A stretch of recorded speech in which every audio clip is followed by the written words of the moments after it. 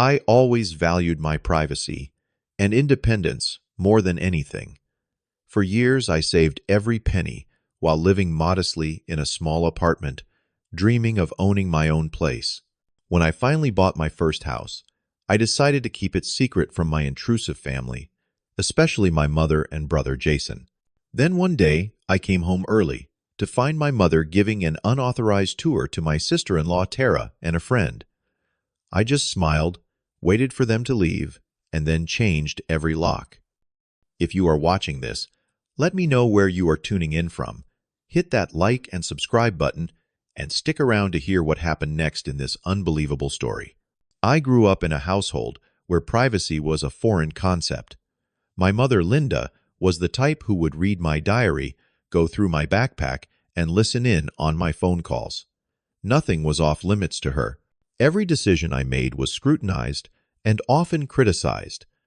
From what I wore to school to the friends I chose, she always had an opinion that she never hesitated to share.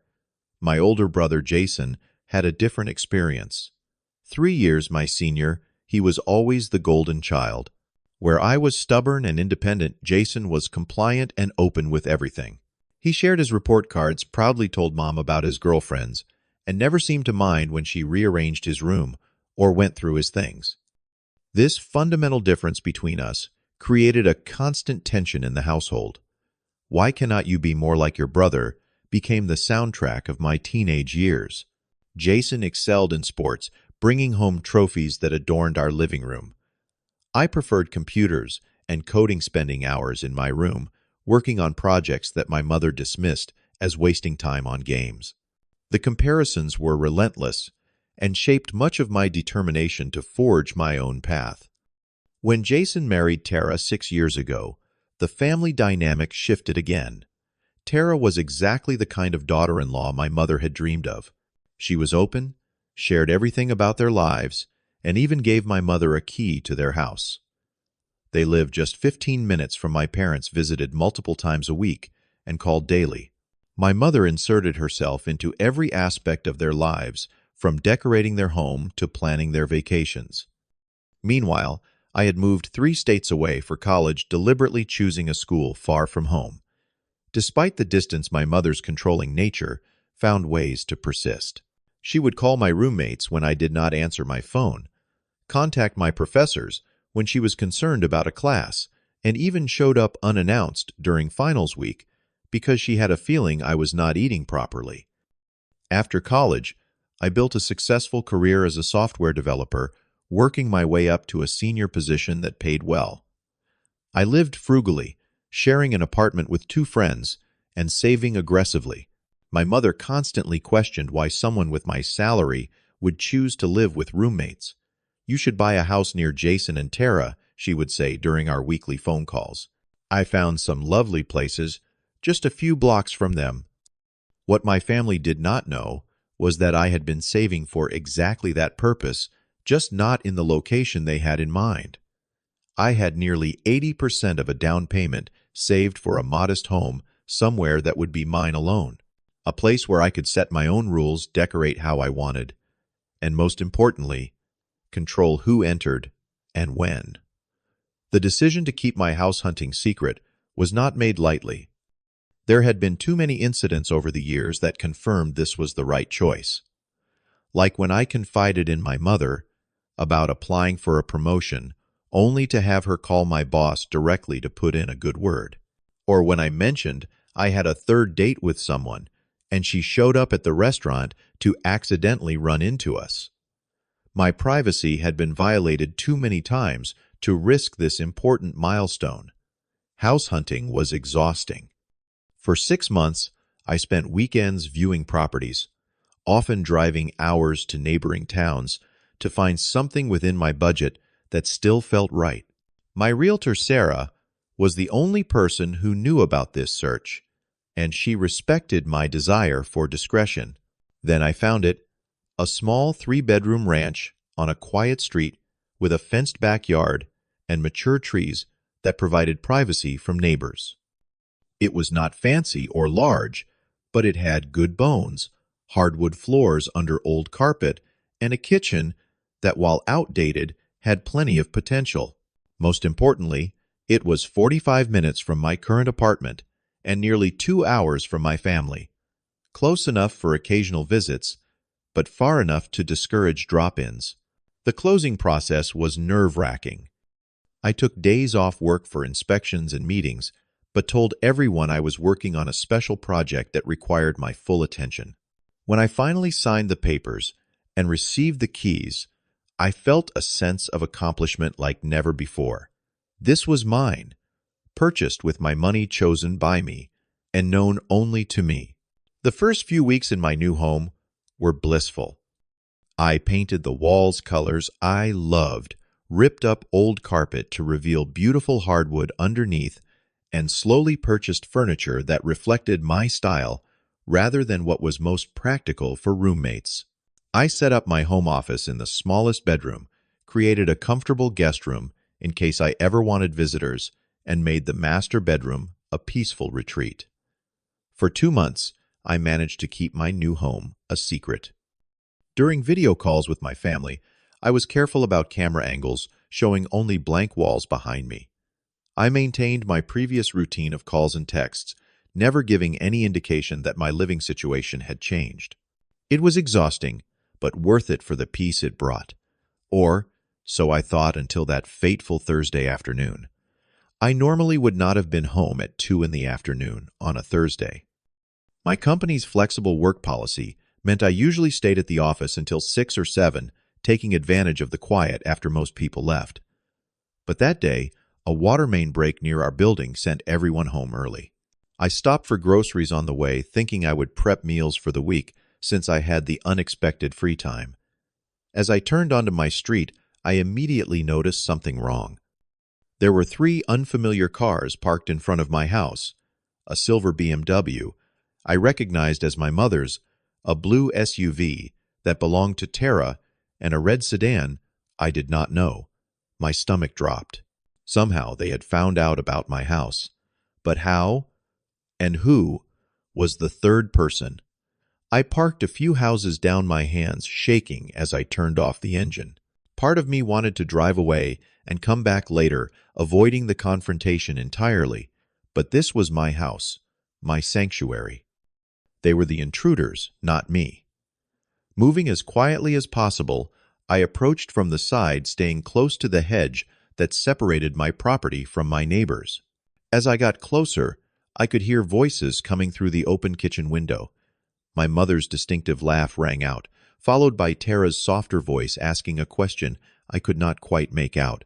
I crept onto my back deck, grateful that I had oiled the sliding door recently, so it opened without a sound. I stepped into my kitchen and followed the voices to the living room, where I froze at what I saw. My mother stood in the center of the room, gesturing grandly, as if she were a real estate agent giving a tour. And this is where Andy plans to put a larger television. The current one is just temporary, until he can afford something better, she was saying to Tara, and another woman I did not recognize, a brunette around my age, who was examining my bookshelves with a critical eye. His taste in books is certainly intellectual, the stranger said, with a slight smirk. A lot of science fiction and technical manuals. Does he ever read anything fun? My mother laughed. That is just Andy. Always has his head in the clouds or in a computer. Come, let me show you the bedrooms. Wait until you see how he organized his closet, everything color-coded and labeled. Sometimes I wonder if he might be a little obsessive. I remained frozen in the hallway, out of sight, as they moved toward the master bedroom, my private space, my sanctuary. I felt physically ill listening to my mother discuss my habits and preferences as if I were a product she was selling. This house is nice, but smaller than I expected, Tara commented as they walked. Jason and I started with something this size but upgraded last year.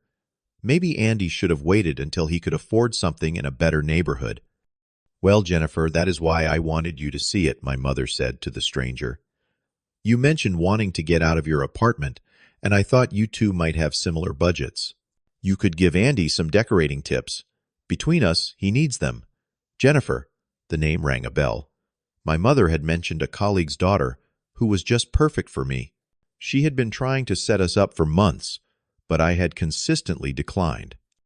Now, she had brought this woman to my house without permission, using my private space as a setting for her matchmaking schemes. They continued through my home, and I followed at a distance, hearing snippets of conversation that made my blood boil. My mother knew which drawers held what items, suggesting she had been here multiple times. She pointed out flaws in my renovation choices and made promises about changes I would make, changes I had never discussed with her because she was not supposed to know about this house at all. The worst moment came when they entered my home office. "This is where Andy keeps all his important papers," my mother said, walking directly to the desk drawer where I stored financial documents. She opened it without hesitation and pulled out a folder. "See, here is the mortgage information. I think he overpaid personally." Jennifer and Tara crowded around looking at my private financial information. Tara whistled. "That interest rate is not bad, actually. Better than what we got." "Oh, and look at this," my mother continued, picking up a leather-bound journal from my desk. "My journal, where I wrote my most private thoughts." She did not open it, thankfully, but the casual way she handled it made me feel violated to my core. He has been keeping journals since he was 10. Always was a sensitive boy. I backed away, needing to escape before I said something I would regret. The rage building inside me was unlike anything I had ever felt before. This was not a misunderstanding or a well-intentioned surprise. This was a deliberate invasion of the one place that was supposed to be exclusively mine. I slipped out the same way I came in and retreated to my car. Sitting there watching my house from a distance, I tried to process what had happened. How had she found out? Who had told her? The only people who knew were my realtor, who was bound by confidentiality, and my 2 former roommates who knew I had moved, but not the exact location. Then I remembered. A mail forwarding confirmation had been sent to my old apartment. One of my roommates must have mentioned it to Jason, or my parents not realizing I was keeping it secret. From there, my mother would have had no trouble tracking down the actual address. My phone buzzed with a text from my mother. "Are we still on for Sunday dinner? I am making your favorite pot roast." No mention of being in my house at that very moment. No acknowledgement that she was violating my privacy in the most fundamental way, just acting as if everything was normal while she rifled through my belongings and shared my personal information with strangers. In that moment, sitting in my car, watching these uninvited guests in my home, something shifted inside me. The guilt and obligation that had kept me tethered to my mother's manipulation for years began to dissolve, replaced by a crystal-clear certainty. This ended today. I did not want a confrontation with an audience. I wanted them gone, and then I would take action. So I waited, watching as they eventually emerged from my front door. My mother carefully locked up, using what must have been a spare key she had somehow obtained or copied. The 3 women chatted casually on my front porch, laughing as if they had not just committed a serious violation of trust and privacy.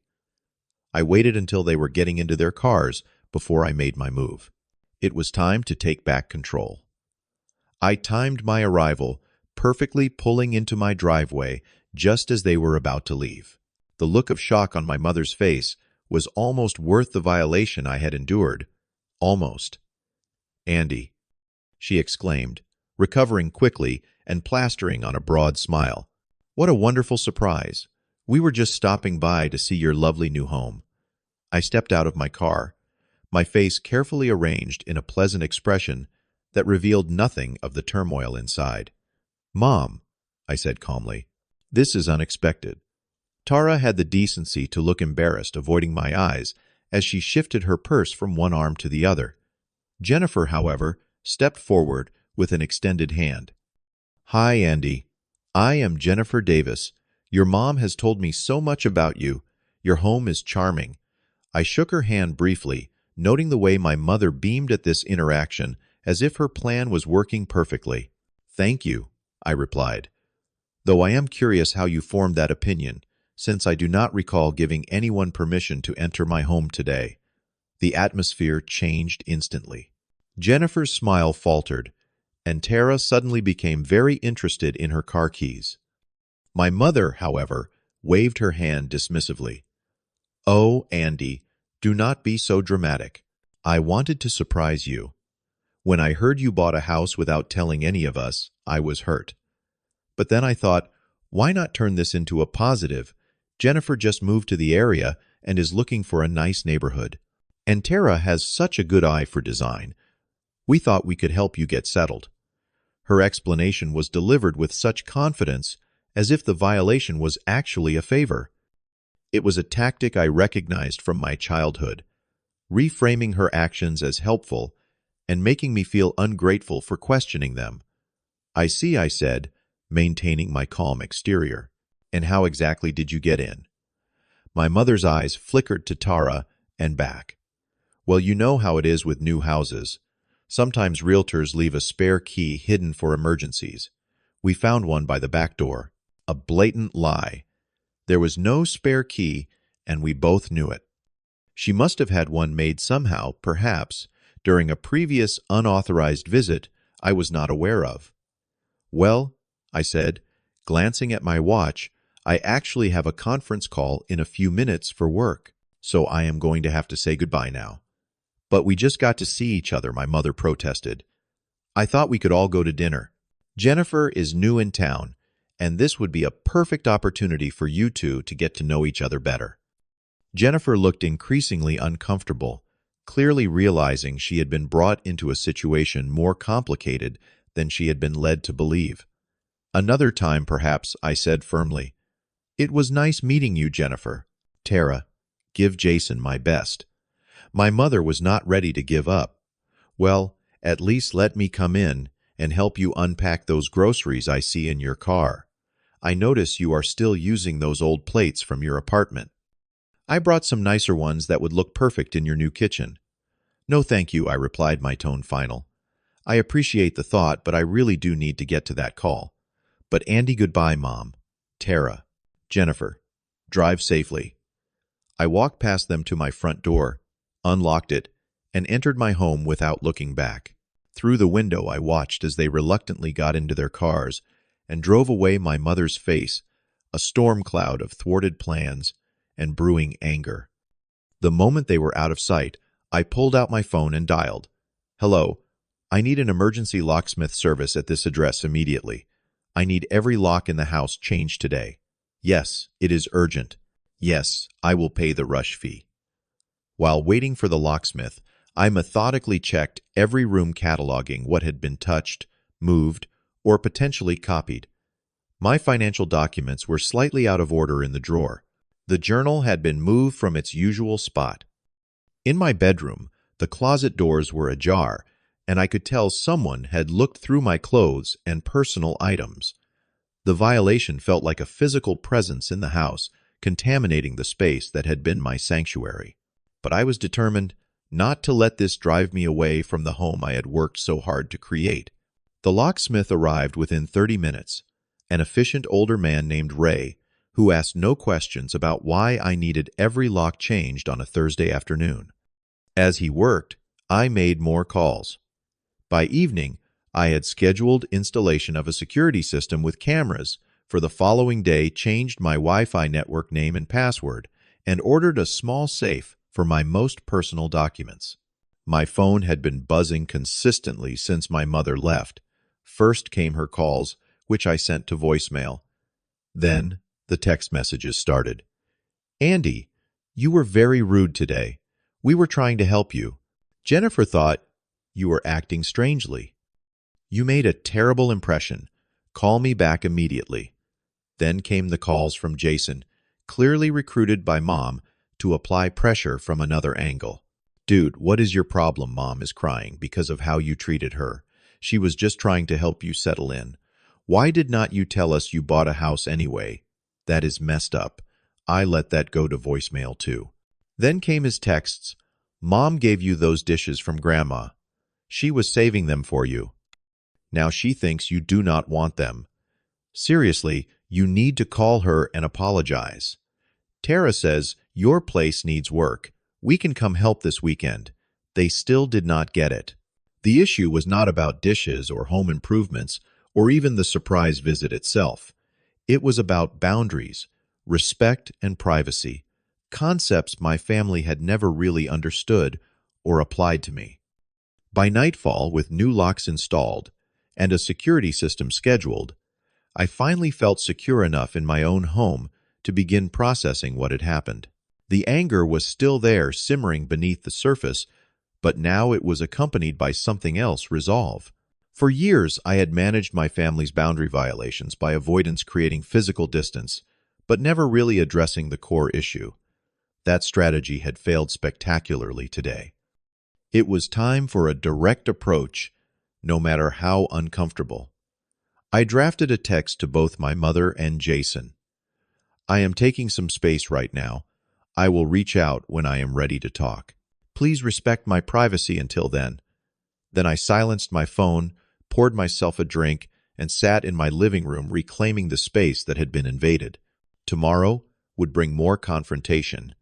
But tonight, I had taken the first step toward establishing the boundaries I should have set years ago. For a week, I maintained radio silence with my family, despite escalating messages from my mother, ranging from anger to tearful concern that I might be depressed or in trouble. Jason's approach shifted from aggressive to confused as days passed without a response. I used the time to reinforce my home's security and privacy, completing the installation of cameras, rearranging furniture to make the space feel more mine again, and securing personal documents. The family dinner the following Sunday became my deadline. It was a monthly tradition at my parents' house, and my absence would be noticed. Rather than avoid it, I decided this would be the perfect setting for the necessary confrontation, a neutral location with witnesses to prevent my mother from dismissing or minimizing what had happened. When I arrived at my parents' suburban home, everyone else was already there. Jason's truck and Tara's SUV were parked in the driveway, and I could smell my mother's pot roast from the front porch. For a moment, standing at the door, I felt a wave of doubt. These confrontations never went well. My mother was a master at turning situations around, making me appear unreasonable or oversensitive. But the memory of her casual invasion of my private space strengthened my resolve. My father answered the door, his weathered face lighting up at the sight of me. Dad had always been a passive participant in family dynamics, never directly encouraging my mother's behavior, but never stopping it either. "Andy, good to see you, son. Your mother was not sure you would make it." The living room fell silent when I entered. Jason and Tara sat on the couch, looking uncomfortable. My mother emerged from the kitchen, wiping her hands on her apron, her expression a mixture of relief and caution. "You came," she said, approaching for a hug that I sidestepped by moving to place a bottle of wine on the coffee table. "I was worried when you did not answer my calls." "We need to talk," I said, addressing the room, "about boundaries and respect." My mother's face immediately shifted to a defensive expression. "If this is about us visiting your new house," I already explained. "You did not visit Mom. You broke in." "Broke in," Jason interjected. "Come on, that is a bit dramatic." "Is it?" I turned to face him. "She entered my home without permission, with a key I never provided, bringing people I do not know to look through my personal belongings. In what world is that not breaking in?" "I am your mother," she protested. "I wanted to see where my son lives." "Then you could have asked," I replied, keeping my voice steady, despite the emotion building inside me. "You could have called and said, 'Andy, I would love to see your new home. When can I visit?' But instead you went behind my back, invaded my privacy, and showed my personal space and belongings to strangers." "Jennifer is hardly a stranger," my mother countered. "Her mother and I have been friends for years. I thought you two would hit it off." "That was not your decision to make. Not in my home." I turned to Tara, who had been silent throughout the exchange. "Tara, how would you feel if someone entered your house without permission and started going through your things?" Tara looked at Jason, then back at me. "I would not like it," she admitted quietly. "When we were there, I did feel uncomfortable about it, to be honest." Jason shot her a look of betrayal, but she continued, "No, Jason. Put yourself in Andy's position. We went through his office, his bedroom. Your mom showed us his financial documents. It was not right." My mother's face flushed with anger. I was helping him. That house needs work, and he does not know the first thing about decorating or renovations. I was trying to get opinions from people who could help. "That is not your call to make," I insisted. "If I want help, I will ask for it. If I want people to see my home, I will invite them." My father, who had been silently watching from his recliner, finally spoke. "Linda, the boy is right. We raised him to stand on his own 2 feet. If he bought a house without telling us, maybe we should ask why he felt he could not share that with us." The question hung in the air. My mother looked genuinely bewildered, as if the answer was not glaringly obvious to everyone else in the room, because this happens every time I explain gesturing around the room. Every achievement, every decision, every personal milestone becomes subject to your inspection, criticism, and control. I kept the house secret because I wanted one thing in my life that was just mine. One thing you could not take over or reshape according to your preferences. Tears welled in my mother's eyes, but for once, I did not immediately backtrack to spare her feelings. This needed to be said. I changed all the locks, I continued, and installed security cameras. I should not have had to do that to feel safe in my own home. But here we are. "You changed the locks." My mother's voice was small now. "You do not trust me to have a key to your house." "You have demonstrated exactly why I do not," I said firmly. "Trust is earned, Mom, and right now you have not earned that level of access to my life." The room fell silent again.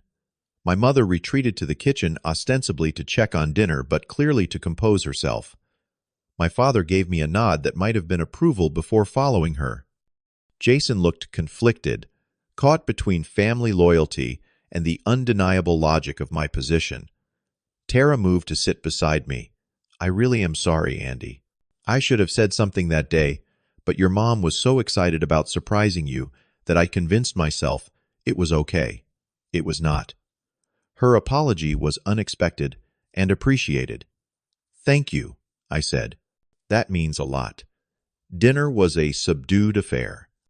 My mother made attempts at normal conversation, asking about work and friends, but the tension remained palpable. As we ate, I realized something important.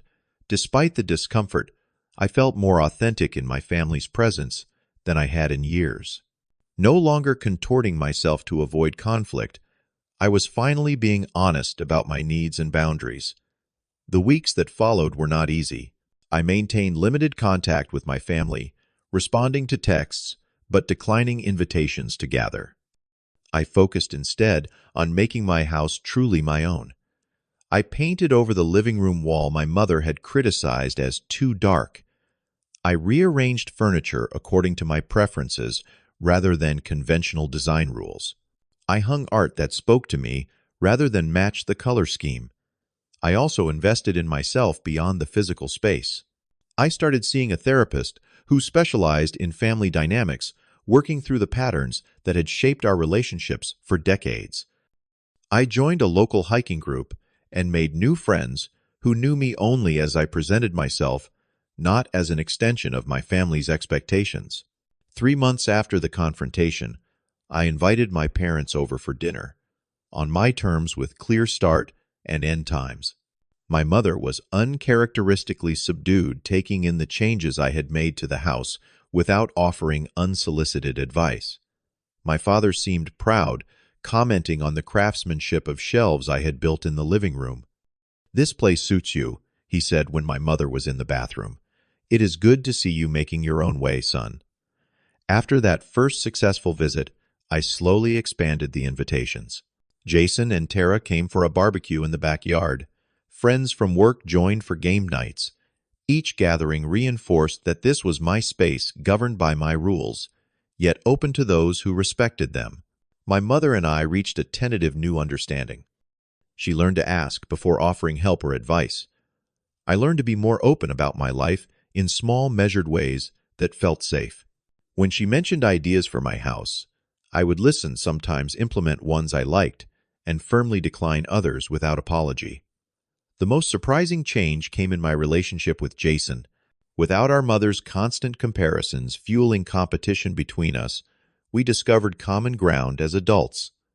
He confessed that he sometimes envied my independence, while I admitted that I admired the easy confidence with which he navigated family dynamics.